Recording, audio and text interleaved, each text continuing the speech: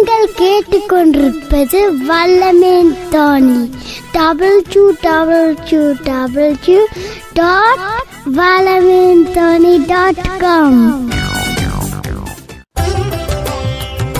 அடுத்து வருவது சுவிஸ் தேசத்திலிருந்து ஜேமிசன் வழங்கும் நித்திய அழைப்பு இணைய வானொலி நிகழ்ச்சி.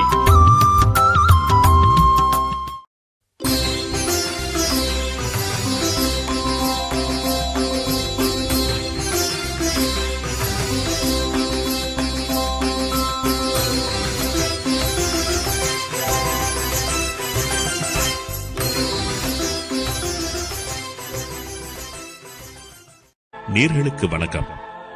கர்த்தராகிய இயேசு கிறிஸ்துவின் இனிய நாமத்தில் நேர்களே உங்களை வாழ்த்துகின்றோம், வரவேற்கின்றோம். மணவாளன் இயேசுவை எதிர்கொள்ள மனவாட்டியான மனித குலத்தை ஆதாயப்படுத்துவதே நமது நோக்கம். இது ஜே மிஷனினால் நடத்தப்படும் நித்திய அழைப்பு இணைய வானொலி நிகழ்ச்சி. பிரதி சனிக்கிழமைகளில் காலை 9:30 முதல் 10 மணி வரை கேட்டு ஆசீர்வாதங்களை பெற்றுக் கொள்ளலாம். நித்திய அழைப்பு இணைய வானொலி நிகழ்ச்சியில் விசுவாசத்தை கட்டியெழுப்பும் தேவ செய்திகளும் ஆசீர்வாதங்களை பெற்று தரவல்ல ஜெபங்களும் ஒலிபரப்பாகும். ஜேமிஷன் சகோதரர் எரிக் மற்றும் சகோதரி ரெஜினா எரிக் ஆகியோர் இணைந்து நிகழ்ச்சிகளை வழங்குவார்கள். மேலதிக விவரங்களுக்கு www.jehmission.com இந்த இணைய முகவரி மூலம் தொடர்பு கொள்ளலாம்.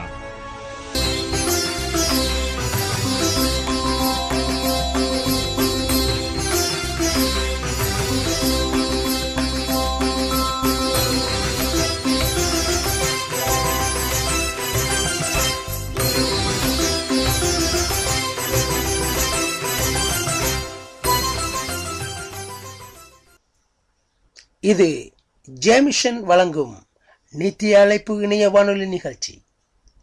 பிரதி சனிக்கிழமைகளிலும் ஞாயிற்றுக்கிழமைகளிலும் காலை 9:30 முதல் 10 மணி வரை நீங்கள் வல்லமையின் தொனி இணைய வானொலியில் கேட்கலாம்.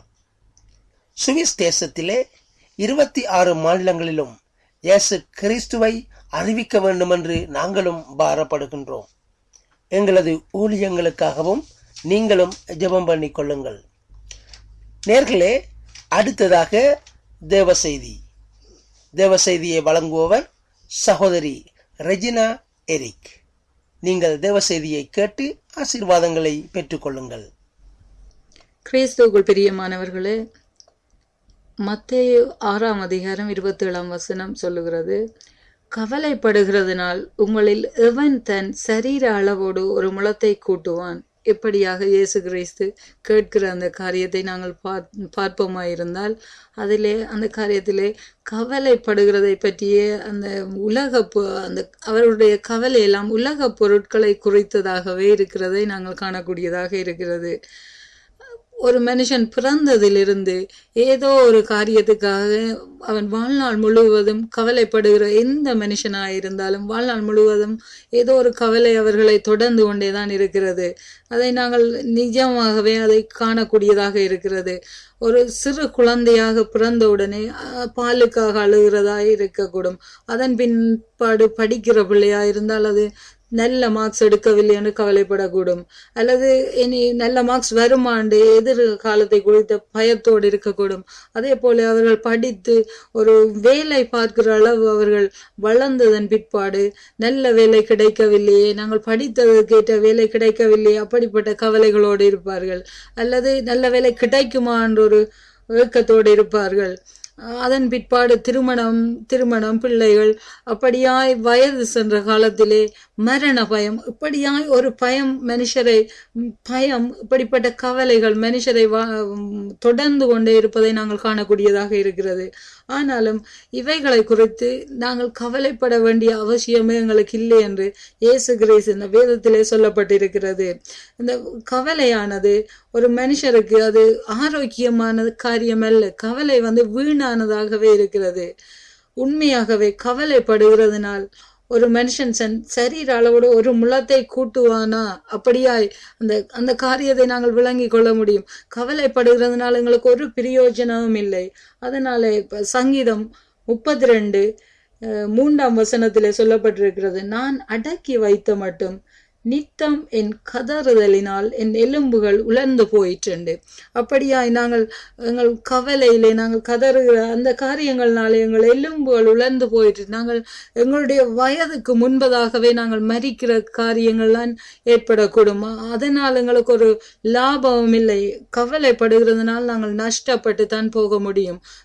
எங்கள் முழுமையான ஆரோக்கியத்தை இழந்து நாங்கள் நஷ்டமா அடையத்தான் வேண்டியவர்களாயிருக்கிறோம். ஆனால் அப்படி இல்லை. நாங்கள் கவலைப்படாதிருப்போமானால் கர்த்தர் எங்களை நடத்துவார். நீதிமொழிகள் 17:22 சொல்லுகிறது, மன மகிழ்ச்சி நல்ல ஔஷதம், முறிந்த ஆவியோ எலும்புகளை உலர பண்ணும் என்று இப்படியாய் வேதம் சொல்லுகிறது. மன மகிழ்ச்சி நல்ல ஔஷதம், முறிந்த ஆவி எலும்புகளை உலர பண்ணும். முறிந்த ஆவி, நாங்கள் ஆவியிலே எந்த நேரமும் நாங்கள் கவலைப்பட்டு பயத்தோடு அப்படியா இருக்கிற அந்த நேரங்களில் எங்களுடைய ஆவி முறிந்து எங்கள் எலும்புகள் உலர பண்ணும் என்று இப்படியாய் வேதம் சொல்லுகிறது. அதனால அதே போல நீதிமொழிகள் 13:12 சொல்லுகிறது, நெடுங்காலமாய் காத்திருத்தல் இதயத்தை இளைக்க பண்ணும், விரும்பினது வரும்போதோ ஜீவ விருட்சம் போல் இருக்கும் என்று இப்படியாய் கூறப்பட்டிருக்கிறது. நெடுங்காலமாக காத்திருத்தல் இருதயத்தை இளைக்க பண்ணும் என்று. நாங்கள் நெடுங்காலமாக நாங்கள் கவலைப்பட்டு கொண்டிருப்பதனால் எங்களுக்கு ஒரு பிரயோஜனமும் இல்லை. எங்கள் இருதயம் இழைப்படைந்து நாங்கள் வியாதிஸ்தர்களாய் போய்விடுவோம். அதன் பிற்பாடு ஹை பிரஷர், இரத்த அழுத்த வியாதிகள், அப்படிப்பட்ட வியாதிகள் வந்து நாங்கள் வைத்தியரிடம் போகும்போது அவர்கள் கேட்பார்கள், என்ன யோசிக்கிறீங்கள் என்று. அதனால நாங்கள் இந்த கவலைகள், உலக கவலைகளை விட்டுவிட்டு நாங்கள் தேவனை நோக்கி பார்ப்போமா இருந்தால் எங்களை இந்த காரியங்களிலிருந்து நாங்கள் முழுமையாக நாங்கள் விடுதலை பெறுவோம். இயேசு கிறிஸ்து அந்த அதிகாரத்திலே மத்தேயு 6:25 எப்படி சொல்லப்பட்டிருக்கிறது, ஆகையால் எண்ணத்தை உண்போம் எண்ணத்தை குடிப்போம் என்று உங்கள் ஜீவனுக்காகவும் எண்ணத்தை உடுப்போம் என்று உங்கள் சரீரத்துக்காகவும் கவலைப்படாதிருங்கள் என்று உங்களுக்கு சொல்லுகிறேன். ஆகாரத்தை பார்க்கிலும் ஜீவனும் உடையை பார்க்கிலும் சரீரமும் விசேஷித்தவைகள் அல்லவா? இப்படியாய் கேட்கிற இந்த காரியத்தை நாங்கள் பார்க்கலாம்.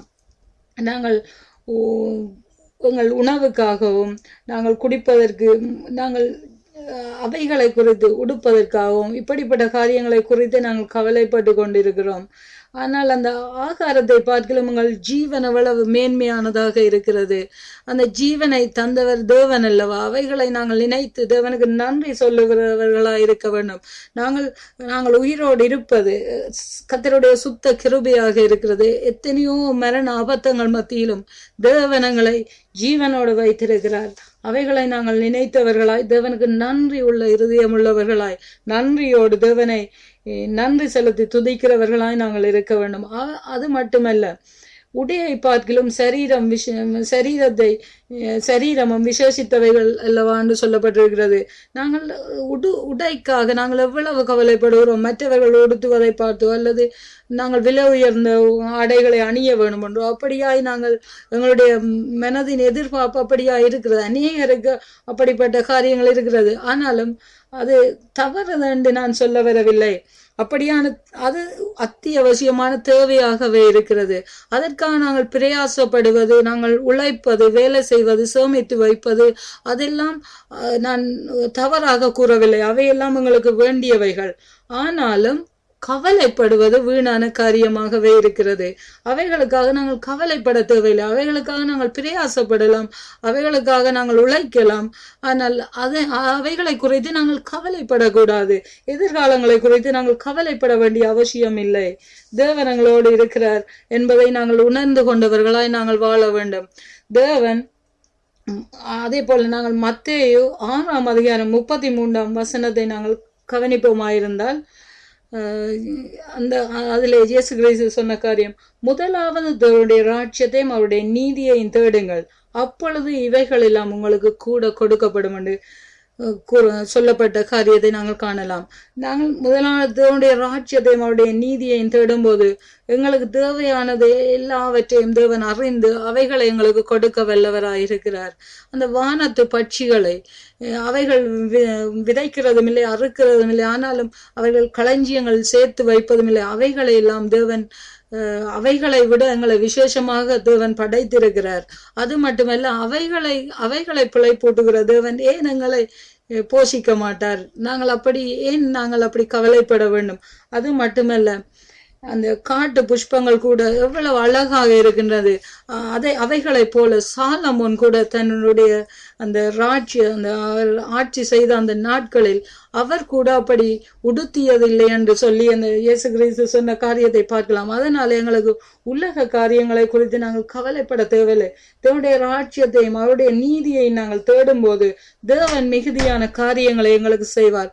எங்களுக்கு என்ன தேவை என்பதை அவர் அறிந்திருக்கிறார்.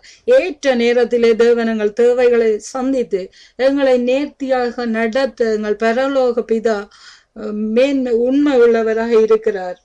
எனவே நாங்கள் அப்படிப்பட்ட கவலைகளை விட்டுவிட்டு கவலைப்படுகிறதுனால எங்களுக்கு ஒன்றும் அதனால எந்த காரியம் எங்களுக்கு ஏற்படுவதில்லை, நஷ்டம் மட்டுமே எங்களுக்கு ஏற்படுகிறது. அதே போல நாங்கள் பார்ப்போமாயிருந்தால் எங்களுடைய கவலைகளை எல்லாம் தேவன் மேல் வைத்துவிட்டு இந்த சங்கீதம் 55:22 சொல்லுகிறது, கர்த்தர் மேல் உன் பாரத்தை வைத்துவிடு, அவர் உன்னை ஆதரிப்பார், நீதிமானை ஒருபோதும் தள்ளாட விட்டார் என்று வேதம் சொல்லுகிறது. எங்களுடைய கவலைகள் இதை கேட்டுக்கொண்டிருக்கிற அன்பான சகோதரர்களே, நீங்கள் ஆறாவது இப்படிப்பட்ட உலக காரியங்களை குறித்து உடைக்காக உணவுக்காக இப்படிப்பட்ட கவலைகளோடு நீங்கள் கேட்டுக்கொண்டிருப்பீர்களா இருந்தால் இன்றைக்கு அந்த கவலைகளை விட்டுவிடுங்கள். தேவனை விசுவசித்து உங்களுடைய கவலைகள் எல்லாவற்றையும் உங்களை இறுக்கி உங்களை தள்ளுகிறதான சகல காரியங்களையும் சகல பாரங்களையும் தேவனிடத்தில் அவருடைய பாதத்திலே வைத்துவிட்டு நீங்கள் தேவனை நம்பிருங்கள். தேவன் ஒருபோதும் தள்ளாட ஓட்டார், நீதிமானை ஒருபோதும் தள்ளாட ஓட்டார் என்று வேதம் சொல்லுகிறது. இப்படியா தேவன் உங்களை நடத்த வல்லவராயிருக்கிறார். நீங்கள் இதை கேட்டுக்கொண்டிருக்கிற பிள்ளைகள், அன்பானவர்களே, நீங்கள் இப்படிப்பட்ட கவலைகளினால் உங்களுடைய மாமிசத்திலே அநேக வியாதிகள் பட்டு நாங்கள் அதனாலே சொஸ்தமாகாத முடியாத நாங்கள் அலைந்து திரிக்கிற இந்த காரியங்கள் எங்களுக்கு தேவையில்லை. நாங்கள் தேவனுடைய பாதத்தில் எல்லாவற்றையும் வைத்துவிட்டு நாங்கள் தேவனை மகிமைப்படுத்தி கொண்டிருக்கும் போது தேவன் எங்களை நேர்த்தியாக நடத்த வல்லவராயிருக்கிறார், உண்மை உள்ளவராகவும் இருக்கிறார். தொடர்ந்து நாங்கள் பார்ப்போமாயிருந்தால் யோவான் எழுதின சுவிசேஷம் 14:1 சொல்லப்பட்டிருக்கிறது. இயேசு கிறிஸ்து சொல்லுகிறார், உங்கள் இருதயம் கலங்காதிருப்பதாக தேவனிடத்தில் விசுவாசமாயிருங்கள், என்னிடத்திலும் விசுவாசமாயிருங்கள். இப்படியாக சொல்லுகிற காரியத்தை நாங்கள் பார்க்கலாம். அதிலே இயேசு கிறிஸ்து உங்கள் இருதயம் கலங்காதிருப்பதாக தான் சொல்றது. ஏன்னா இயேசு கிறிஸ்து அறிந்திருக்கிறார், ஒவ்வொரு மனிதருடைய கலக்கங்களையும் தேவன் அறிந்திருக்கிறார். அதனாலே அவர் சொல்லுகிறார், கலங்காதிருப்பதாக தேவனிடத்தில் விசுவாசமாயிருங்கள், என்னிடத்திலும் விசுவாசமாயிருங்கள் என்று அவர் சொல்லுகிற காரியத்தை நாங்கள் பார்க்கலாம். இயேசு கிறிஸ்து இல்லாமல் நாங்கள் பிதாவிடத்தில் போக முடியாது. இயேசு கிறிஸ்துவை நாங்கள் ஏற்றுக்கொண்டு அவரை விசுவாசித்து நாங்கள் வருவோமாயிருந்தால் அதன் மூலமாக நாங்கள் பிதாவிடத்திலே கிட்டி சேர முடியும். அதனாலே நாங்கள் இந்த பாரங்களை எங்களை அமுக்கி தள்ளுகிறதான அந்த பாரங்கள் எல்லாவற்றையும் தேவனுடைய பாதத்திலே வைத்துவிட்டு இயேசு கிறிஸ்துவை நாங்கள் விசுவாசித்து அவரிலே எங்கள் விசுவாசத்தை வைத்து நாங்கள் நன்றி உள்ளவர்களாய் இருப்போமாயிருந்தால் எங்களுக்கு ஜீவனை தந்த தேவன் நல்லவராயிருக்கிறார். அதே போல எங்கள் சரீரத்திலே எத்தனையோ வியாதிகள் இருந்த போதிலும் எங்கள் சரீரத்திலே பலன் இல்லாதபடி நாங்கள் போகாதபடி எங்களை பலத்தோடு எங்கள் சரீரங்களை காத்து எங்களை பாதுகாத்து வழிநடத்துகிற தேவன் எங்களுக்கு இருக்கும்போது அவரை நாங்கள் நன்றி உள்ளவர் இருதயத்தோடு நாங்கள் அவரை நோக்கி அவரிலே நாங்கள் விசுவாசம் வைத்தவர்களாய் நாங்கள் இருக்கும்போது தேவன் எங்களை நேர்த்தியான பாதைகளிலே நடத்தி எங்கள் தேவைகளை சந்தித்து குறைவுகளை நீக்கி எங்களை ஆசீர்வதிக்க வல்லவராயிருக்கிறார். அதனாலே உலக கவலைகளை விட்டு விடுங்கள். அதனாலே தேவனிலே விசுவாசமாயிருங்கள், இயேசு கிறிஸ்துவை ஏற்றுக்கொள்ளுங்கள். கர்த்தர் உங்களை ஆசீர்வதிப்பாராக. இந்த வேளையிலே நான் உங்களுக்காக ஒரு நிமிஷம் ஜெபிக்க விரும்புகிறேன். பரிசுத்தமுள்ள பிதாவே, இந்த வேளையிலும் கர்த்தாவே இந்த வார்த்தையை கேட்டுக்கொண்டிருந்த பிள்ளைகளுக்காய் நான் ஜெபிக்கிறேன். ஆண்டவரே, கர்த்தாவே உம்மை அறியாதவர்களாயிருந்தாலும், கர்த்தாவே உம்மை அறிந்தவர்களாயிருந்தாலும், கர்த்தாவே உலக பொருட்களுக்காக இவர்கள் கவலைப்பட்டு கொண்டிருப்பார்களாயிருந்தால், கர்த்தாவே உடைக்காக, உணவுக்காக, குடிப்பதற்கு, அப்பா இப்படிப்பட்ட காரியங்களுக்காக இவர்கள் ஆரார் கவலைப்பட்டு கொண்டிருப்பார்களோ, கர்த்தாவே அப்படிப்பட்ட கவலைகளை நீங்க நீக்கி போடுங்க ஆண்டவரே. எதிர்காலத்தை குறித்த பயங்கள் ஆண்டவரே, கர்த்தாவே பிள்ளைகளை குறித்த பயங்கள் ஆண்டவரே, கர்த்தாவே பிள்ளையுடைய எதிர்காலங்கள், பிள்ளையுடைய திருமண வாழ்க்கைகள் ஆண்டவரே, இப்படிப்பட்ட காரியங்களை குறித்து கல்லங்கி தவிக்கிற பெற்றோர்களுக்கு நான் ஜெபிக்கிறேன்.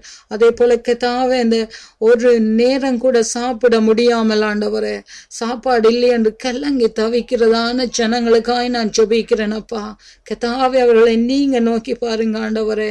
கர்த்தாவே இந்த வானொலியை கேட்கிறவர்கள் எப்படிப்பட்ட சூழ்நிலையில் இருந்தாலும் கர்த்தாவே நீங்க அவர்களை சந்திக்கும்படியாய் நான் ஜெபிக்கிறேன். அப்பா நீங்க அவர்களை சந்திங்க ஆண்டவரே.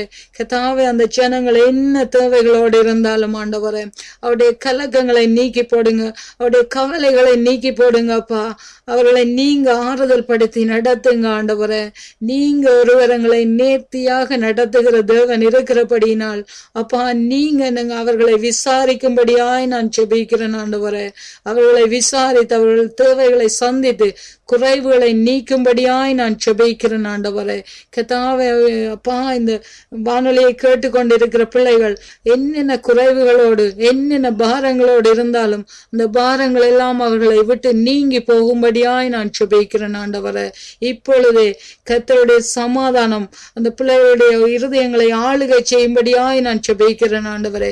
கர்த்தருடைய பரிபூரணமான சமாதானம் பிள்ளைகளுடைய வாழ்க்கையை ஆளுகை செய்து நடத்தும்படியாய் நான் ஜெபிக்கிறேன். அவர்கள் வழிகளில் எல்லாம் அப்பா உம்முடைய ஆசீர்வாதம் நிறைந்திருக்கும்படியாய் நான் ஜெபிக்கிறேன் ஆண்டவரே. நீங்க ஆசீர்வதிங்க ஆண்டவரே. விசேஷமாய் ஆண்டவரே கர்த்தாவே ரட்சிக்கப்பட்ட பிள்ளைகளாயிருந்தால் அவர்கள் என்னென்ன தேவைகளோடு இருந்தாலும் அவருடைய தேவைகளை சந்தியுங்க ஆண்டவரே. கர்த்தாவுடைய குறைவுகளை நீக்கி போடுங்க ஆண்டவரே. அப்பா அவர்களை நீங்க விசாரித்து நடத்துங்க. அவர்கள் ஊழியம் செய்கிறவர்களாயிருந்தால் அவருடைய ஊழிய பாதைகளை விசாலமாக்கி கொடுக்கும்படியாய் நான் ஜெபிக்கிறேன் ஆண்டவரே. உம்முடைய கரம் ஆண்டவரே அந்த பிள்ளைகள் மேல் தங்கும்படியாய் நான் ஜெபிக்கிறேன். ஒவ்வொரு பிள்ளைகளையும் ஆசீர்வதிங்க நடத்துங்க அப்பா. நீங்க உம்முடைய நாமத்தினால் ஆண்டவரே ஆசீர்வாதத்தை பெற்றுக்கொள்ளோம் என்று சொல்லத்தக்கதாய் ஆண்டவரே ஒவ்வொரு பிள்ளைகளையும் ஆசீர்வதித்து உயர்த்தும்படியாய் இயேசு கிறிஸ்துவின் நாமத்தில் ஜெபிக்கிறேன் நல்ல பிதாவே. ஆமென் ஆமென். நீங்கள் இதுவரை கேட்டது தேவ செய்தி. தேவ செய்தியை சகோதரி ரெஜினா எரிக் அவர்கள் வழங்கியிருந்தார்கள். அடுத்தது குயிஸ். வேதத்திலிருந்து ஒரு வினா. முதலாவது தேவனுடைய ராஜ்யத்தையும் அவருடைய நீதியையும் தேடுங்கள், அப்பொழுது இவைகள் எல்லாம் கூட கொடுக்கப்படும் என்று சொன்னவர் யார்?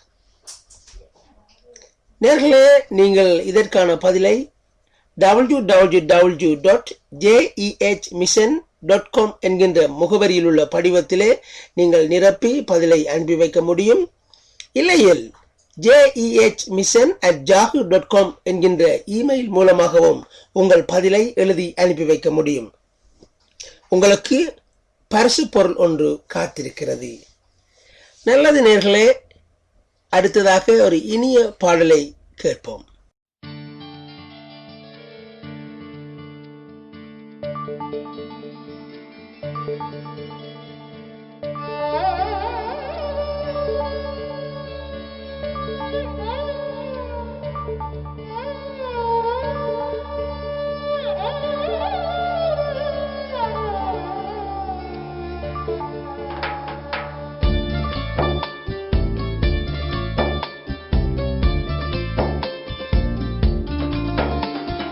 கவலை கொள்ளாதிருங்கள், கவலை கொள்ளாதிருங்கள். உயிர் வாழ எதை உண்போம், உடல் மூட எதை உடுப்போம் என்று கவலை கொள்ளாதிருங்கள், கவலை கொள்ளாதிருங்கள்.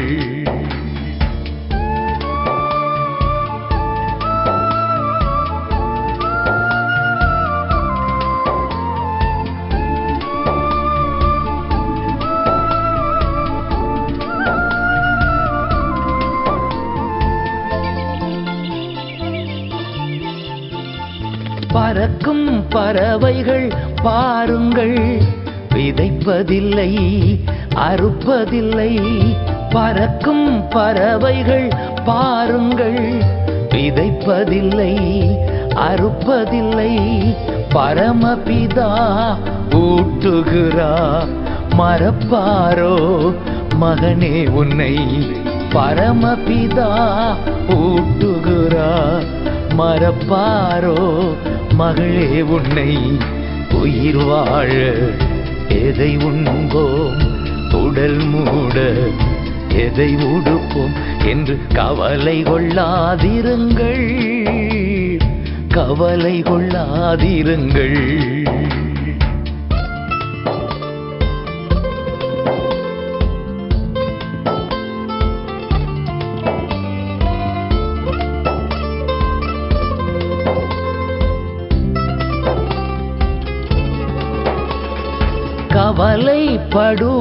கவலைப்படுவதினால் நமது உயரத்திலே, கவலைப்படுவதினால் நமது உயரத்திலே ஒரு முழம் கூட்ட முடியுமா, புது பலன் பெறவும் கூடுமா.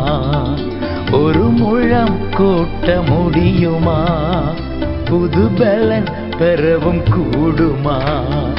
உயிர் வாழ எதை உண்போம், உடல் மூட எதை உடுப்போம் என்று கவலை கொள்ளாதிருங்கள், கவலை கொள்ளாதிருங்கள்.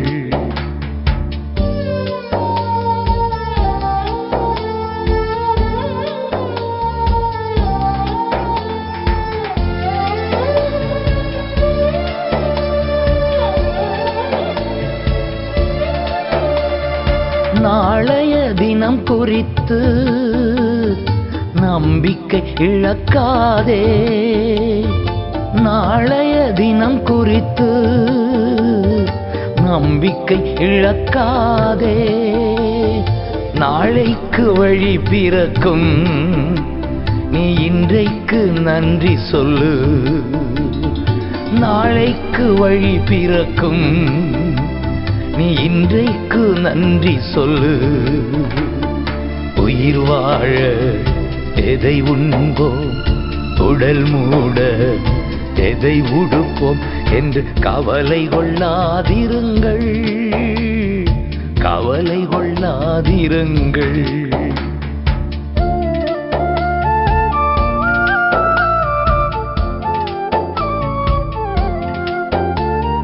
தகப்பனின் விருப்பத்தையும் அவரது ஆட்சியையும், தகப்பனின் விருப்பத்தையும் அவரது ஆட்சியையும் தேடுவோம். முதலாவது நம் தேவைகளை சந்திப்பார், தேடுவோம். முதலாவது நம் தேவைகளை சந்திப்பார். உயிர் வாழ எதை உண்போம், உடல் மூட எதை உடுப்போம் என்று கவலை கொள்ளாதிருங்கள், கவலை கொள்ளாதிருங்கள். உயிர் வாழ எதை உண்போம், உடல் மூட எதை உடுப்போம் என்று கவலை கொள்ளாதிருங்கள், கவலை கொள்ளாதிருங்கள்.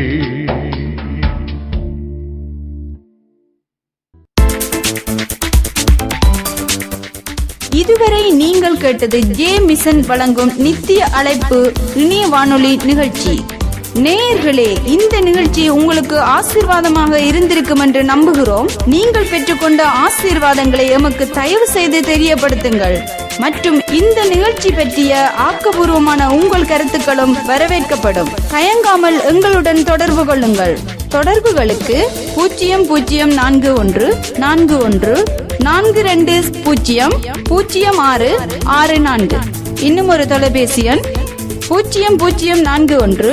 007875526667. Facebook JEH mission, Skype JEH Mission, email jehmission@yahoo.com. நேயர்களே, மீண்டும் அடுத்த சனிக்கிழமை காலை 9:30 மணிக்கு சந்திப்போம். கர்த்தர் உங்கள் யாவரையும் ஆசீர்வதிப்பாராக. ஆமென்.